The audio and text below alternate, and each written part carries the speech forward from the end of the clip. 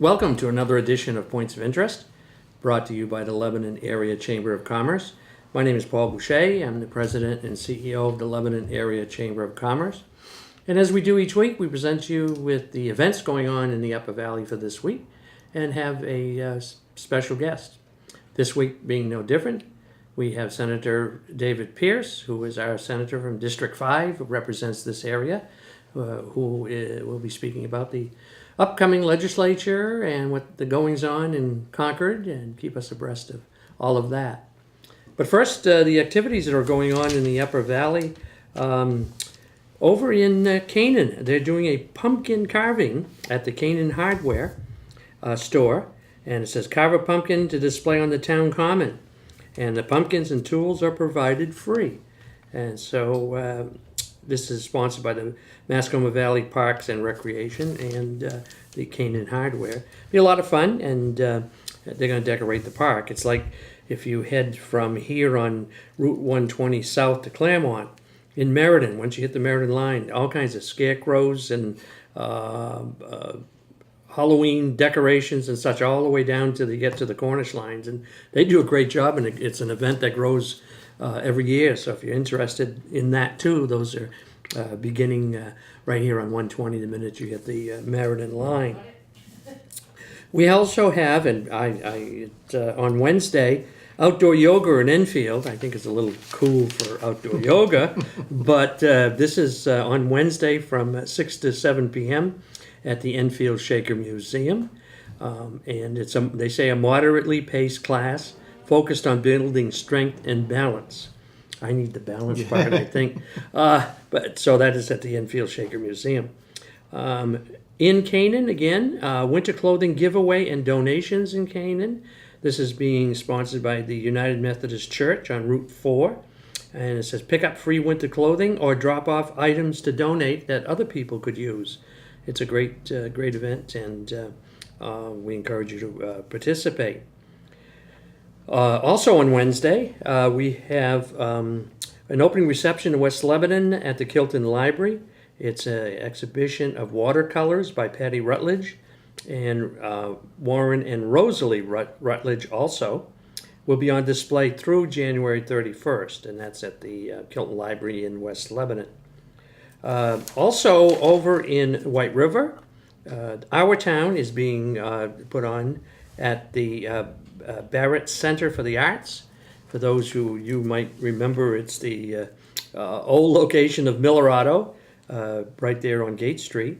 And what they've done is they've built a beautiful theater there, and Northern Stage does the productions there. It's in the round as it was before when it was in the Briggs Building, and but it's really a great venue, and you'll really enjoy it. So they're starting to from Thursday, Friday, and Saturday, 2 p.m. and 7:30 p.m. performances.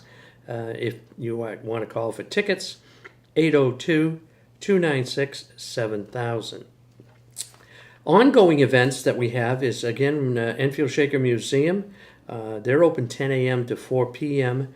Monday through Saturday, noon to 4 on Sunday.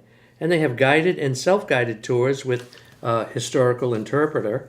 Tell you all about the Shakers that once lived out there, and you can see the artifacts and the things that are going on out there. And that's at the Enfield Shaker Museum. We have coming up on next performance at the Lebanon Opera House, Trumbull Hall Troupe in When in Rome, and they will be performing Friday, November 13th and Sunday, November 15th. Again, I would suggest you either go online or call for tickets, because these are really sold out, usually in the past have been sold out performances. And they're all winter long. We've got some great things coming up at the Opera House. We have on Friday, November 20th, and we'll talk about these also as the time gets closer, from the Mixed Up Files of Mrs. Basil Frankenweiler. That's coming up in November. Clara in Context from City Center Ballet will be in early December, and they're planned all the way through to May 31st, so we'll talk about those as they come up. Fall workshops with Upper Valley Score. Those all are on Thursdays from 6 to 9 p.m. at their office, which is on the third floor. I would still call it the National Bank Building because that's what it's been for 100 years, but it's upstairs of where SCORE is. I'm sorry, where Citizens Bank is located, and on the third floor there. So up and coming workshops there. Internet marketing, that's on October 29th. Search engine optimization, November 5th. Marketing through social media, November 12th. And build a website with WordPress, November 19th. So if any of those are interest to you, you can call 448-3491 and make your reservations. The classes run from, as I mentioned, 6 to 9, and they are $30. I attended one last week on QuickBooks, and see all this, everybody's on QuickBooks. I finally learned how to do QuickBooks. They were very, very informative, and I now know enough to be dangerous. Then we have fall registrations are now open at Ava Gallery, and art classes and workshops for children, teens, and adults, and those are open right now. And I would suggest you give them a call to go over the list of what's being offered there. Maggie Burnett would gladly talk to you at 448-3117. There's also a art lab class being held right now, October 28th to November 28th, with an opening reception on October 28th at Ava Gallery. And the reception runs from 5 to 7 p.m. on the 28th. And you can get to see collages of color, recent works for art labs at there. And got a beautiful glassware exhibition going on now. It's just gorgeous what people have done from vases to hangings, picture hangings and such. It's really a great, so they're open daily. And so if you want to avail yourself of that. We have coming up this weekend, Friday, October 30th, Top of the Hop at Alumni Hall at Dartmouth College, Oktoberfest. It's a celebration of New England craft brewers and local food artisans. And the tickets are $40 online, $45 at the door. Proceeds are going to the local charities sponsored by the Hanover Lions Club. And we have a list here of all of the breweries that are going to be participating, and it sounds like a great time to me. So that is Oktoberfest this coming weekend, Friday, October the 30th, 6 to 9, Top of the Hop in Hanover. So those are some of the activities going on this week in the Upper Valley, and we welcome Senator Dave Pierce to the program, and been here a few times, and he always keeps us very abreast of what's going on in Concord. Yes, Paul. Thanks for having me again. So you are sort of in recess at the moment? We are. Yep. The legislature typically meets between January and June. The second half of the year is usually reserved for things like study committees, re-referred bills, things like that. So you will start inners in January. January. Correct. Right. And we finally get the budget put to bed. Yes, finally. Yes. That took yes, quite a bit of... Everyone was very pleased to put that one to bed. Yeah, I'm sure. What do you... Of course, the bills are submitted now in this period of time that they not... The House has already... The period for them to file bills is already open and closed. The Senate window is open right now, so the senators are offering bills right now. That will be brought up in January. Yeah, all of those will be brought up in January. Anything down the road that you see might be of interest? Yeah, I think the biggest issue in this next term is, as you might imagine, is whether to reauthorize Medicaid expansion. When we passed the bill for Medicaid expansion in 2014, it included an automatic sunset provision for December 31st, 2016. And of course, that if this legislature in this next session, doesn't reauthorize Medicaid expansion, then it would automatically terminate at the end of the year. And that would affect how many people in the About 42,000 people now have insurance that did not have insurance before. And it's a critical economic issue, especially to this District 5, Senate District 5, with Dartmouth-Hitchcock being the largest hospital in the state and, of course, in the area, but also being the largest employer in the state. Alice Peg Day, as well as Valley Regional down in Claremont. The New Hampshire Hospital Association puts out a quarterly white paper, is what they call it, and they've been tracking how Medicaid expansion has helped or affected the hospitals. And we've seen reductions of up to between 20 and 25% in charity care, in uncompensated costs. So the hospitals are actually are being compensated for services that they're providing to the tune of 20% more.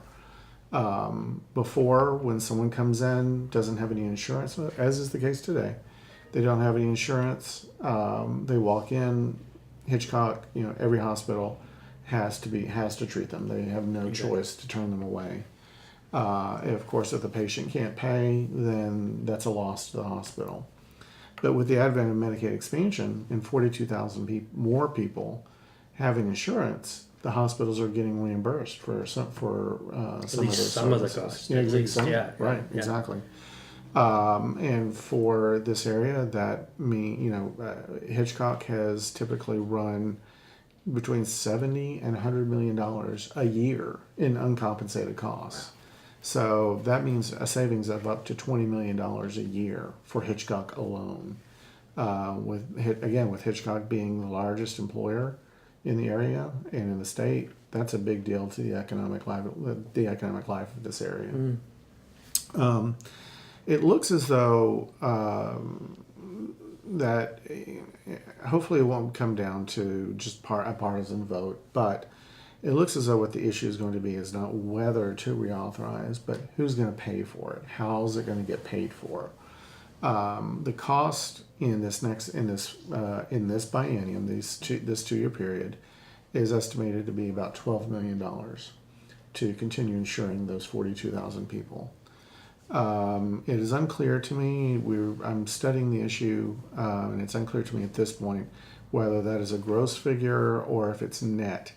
And when I say net figure, is because when those people insured under Medicaid expansion take out a policy through one of the carriers, the carrier has to pay an insurance premium tax on that. Yeah, in New Hampshire. Which has been on the books for decades. Yes.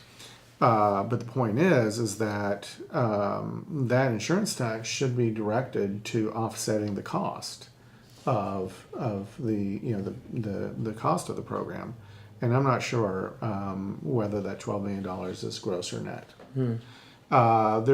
There are several proposals for how to pay for the program. One is to have what I've heard is to have the hospitals foot the bill on a prorated basis. If you use as a denominator, the asset base for the hospital or the number of Medicaid patients seen or something like that, and then you allocate that $12 billion over that basis, that might be a way of paying for it. As you can imagine, the hospitals, I'm sure, are not too keen on that idea, because they've been asked to step up to the plate in the last couple of years with the state in the Medicaid enhancement tax settlement that we reached last year. Another proposal that's being put out there is to increase the co-payments that the actual Medicaid beneficiaries pay. The idea there being that, enhance personal responsibility. If you're going to use the program, you should have some responsibility for it. The issue with that I have is that the law already requires co-payments from these very, very poor people. We're talking a population that makes $13,000 a year or something like that. Or up to $15,000 a year at the high end of this. And the statute already requires co-payments, and the proposals that I've seen have those co-payments going up anywhere between 5 and 10 times what the current level is. And the problem I see with that is not only that we're, again, trying to balance the state cost of something on the back of the poorest, of those who can least afford it, but also because if a Medicaid beneficiary can't afford a co-payment like that, then he or she is just not going to get this, is not going to go take the service. And if they don't take the service, they're going to wait and put off an illness until it gets so bad that they have to go to the emergency room, which just effectively just brings us back to the old system of uncompensated care. So another proposal is also on the backs of the beneficiaries is to charge a premium, a monthly premium for that. Again, viscerally, it sounds pretty good, personal responsibility and all. But a premium, we have to seek a waiver from the federal government for that. Not sure how long that's going to take, but also, again, premiums and premiums and copays and deductibles are ways in which insurance companies try to depress utilization. And if you depress utilization so much that this population just doesn't use their new access to healthcare, then again the system's just going to collapse, and we're going to go back to the old system. So, I think everything should be on the table, including increased copays, including premiums, but we have to be very careful that we're not blowing up the system and trying to save it. I've had people complain that just unable to afford, I've tried to direct them in some, but there's a penalty if you do not have health insurance in any way when you're doing your federal Taxes, right. And I saw somewhere that it's double this year, and then it goes up. And I'm looking at that and I'm saying, these people can't afford the insurance in the first place. How can they afford the fines and the, going forward? Well, one question, and I have been in the insurance business for 18 years before prior to here. There's mentioned there's a insurance tax that each company that is doing business in New Hampshire, based on the dollar of their writings, is a tax. Is that a general fund tax? I mean, is this just like the business profits tax? Yes, It is like, okay, so It it just goes directly into the general fund. the general fund. Okay. In order to pay for this proposal, or it's not a proposal, it's or it could be a proposal that we direct any premium tax earned off of new Medicaid policies be directed into the Medicaid expansion account, essentially, and dedicate that tax revenue to offset the cost to the state of that. So that might be a proposal as well. Now, do you see 216, because that's going to be an interesting year, where we have the governor who's going to be running for office, for the Senate office occupied by Kelly AI. We have 2 of the 5 council members, the governor's council members who are running For governor. for governor. And so we're going to have quite is that going to see a lot of partisan? I think anytime you get into an election year, anything, it's going to be, the stakes are much higher. But this being especially a presidential year, first of all. Second of all, as you said, our governor's running for U.S. Senate, and we have a couple of executive council seats being vacated. We have, I know on the Democratic side, we have 1 declared candidate. We have another that's going to declare very soon, I believe. There may be more. One is a senator, isn't it, that has declared? Is there one of the senators? No, one of the senators has expressed some interest, but it is not declared. It's not declared yet. Okay. But that's not who. Okay. It's another candidate we're talking about. And on the Republican side, we have Chris Sununu, John Sununu's youngest son, I believe, who has declared his candidacy. And there is a senator on the Republican side who has shown some interest in running as well. But that's not a declared candidacy yet. Yeah. So anytime there's that much flux in who's holding office, there's going to be, unfortunately, I think, a lot of grandstanding and a lot of politics. Yeah. And one of the candidates who was thinking about it is Senator Shaheen's daughter. Right. From Concord, I think. She's from Portsmouth. Portsmouth. She's on the Portsmouth City Council. Okay. And so we're getting the old families. Right. In Sununu. As we did years ago, it was the Greggs and the Sununus. Right. And that type of thing. So Right. it's going to be an interesting year with the. Yeah, again, it's a shame because the impulse is there to support your candidates and do what you can to get them elected.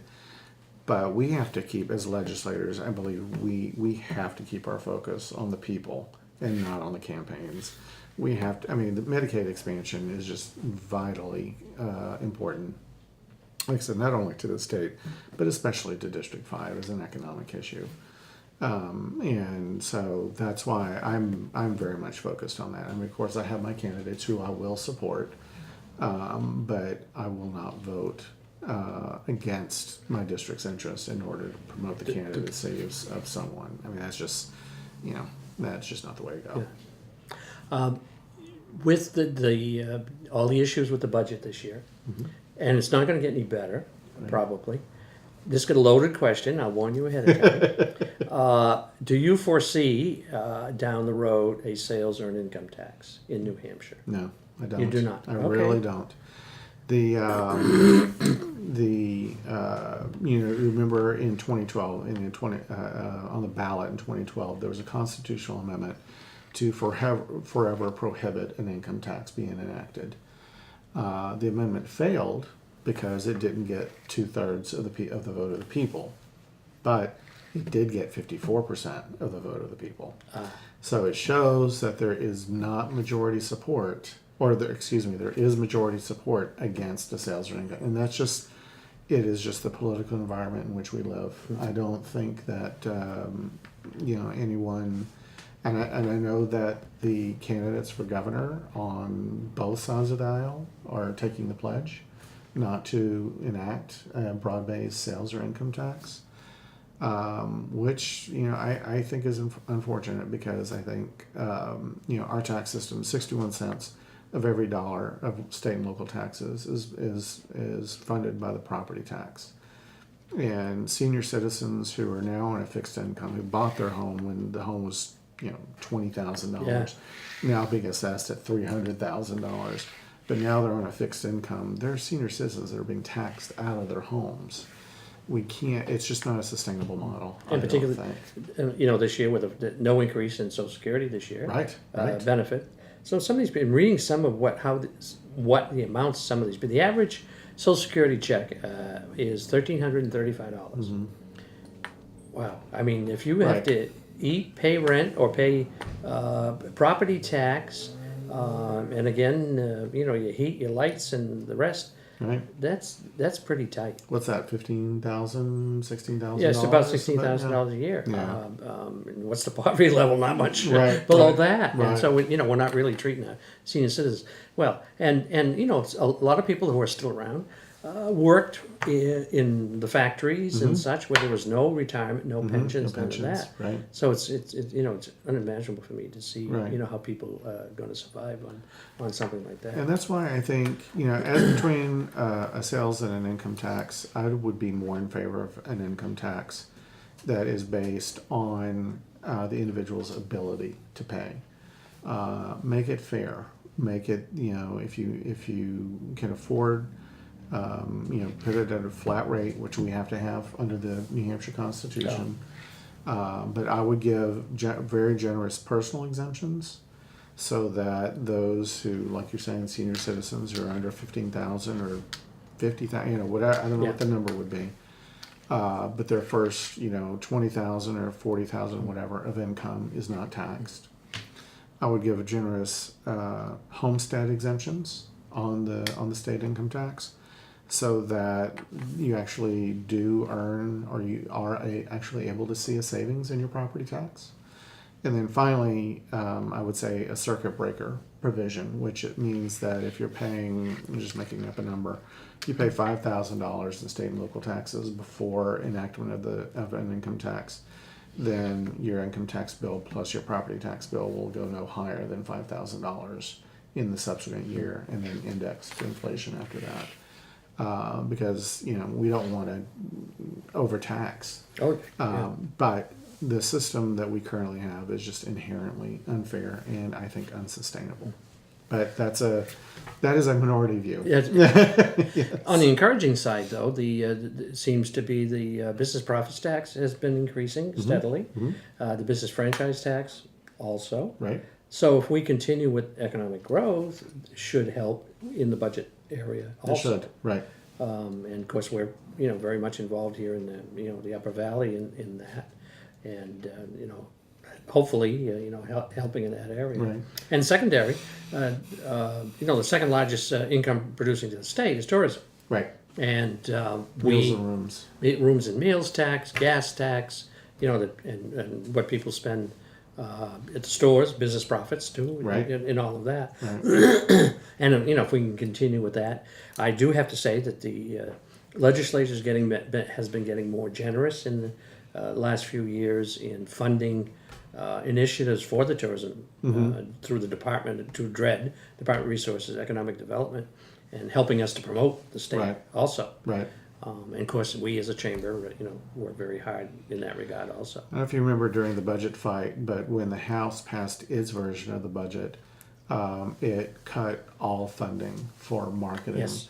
for tourism, which was just minds, head scratching. How could you possibly, when that takes, you invest $1, you get 10 back on that. Why would you do that? But thankfully, as the budget went through the Senate and process, it was fully funded again. Governor Lynch used to say, "I'd like to have an investment like that for every dollar of my money Right, that would exactly. return $9. I'd be very, very happy. Right. For that regard. Right. With all of this going on and such, and of course we got roads and bridges is a big item right now. With I guess coming pretty close to the end of Interstate 93 from the Mass line to Derry, but another section.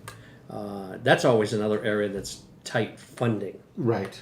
Roads and bridges. Right. And of course we have the same situation here in Absolutely. Lebanon. Any break in that? Well, if you remember, in 2014, we did pass a 4-cent increase to the gas tax. That money, unfortunately, is being diverted. Yes, we expected that from the beginning. when I co-sponsored a gas tax increase, and we put a provision in there, I said I would not sign off on it unless it was put in a lockbox and that money was used solely for construction, because that's what it's for. Sure. And that's why you've seen me also co-sponsor initiatives in the legislature saying that the legislature can't raid these dedicated funds in order to balance the budget, because I believe that contributes, I think, to distrust of the system, is when politicians say we're going to raise these taxes to pay for this, and then it ends up not paying for that. People just, the citizens and voters just get fed up with it, Really? as they should. Yeah. It didn't take long for that fund to be raided. We thought we'd see that was going to happen, and we had to finish 93, and a lot of that went down that neck of the woods. I also know that the federal transportation bill is just about to run out of money, coming up in the next week or two. So it's going to be interesting to see, with the new Speaker of the House elections coming this week, whether Congress is going to be able to get its act together to pass a new transportation funding bill or not. So. On the plus side too, with New Hampshire being the first in the nation primary, seems like all the politicians are coming, and I'm sure they're staying at the hotels and all of that. That's going to be a boom to our economy. That always is a boom to the economy. Yes, it is. To see them come and keep coming, Yes, please. Yes, and we get national attention and such. So, and I know over the years, state after state has been trying to keep me on the date. And Secretary of State Gardner just he puts his finger on that on that pulse and make sure that's not going to happen. That's right. So. That's right. Well, we thank you, Senator, for being with us and giving us sort of an insight here. And then once we get maybe halfway through the session, you can tell us where we've been, where we're going, and how we're going to get there. Excellent. I always love coming, Paul. Thank you very much. Another presentation of Points of Interest brought to you by the Lebanon Area Chamber of Commerce. And we'll be back next week with another program. Until then.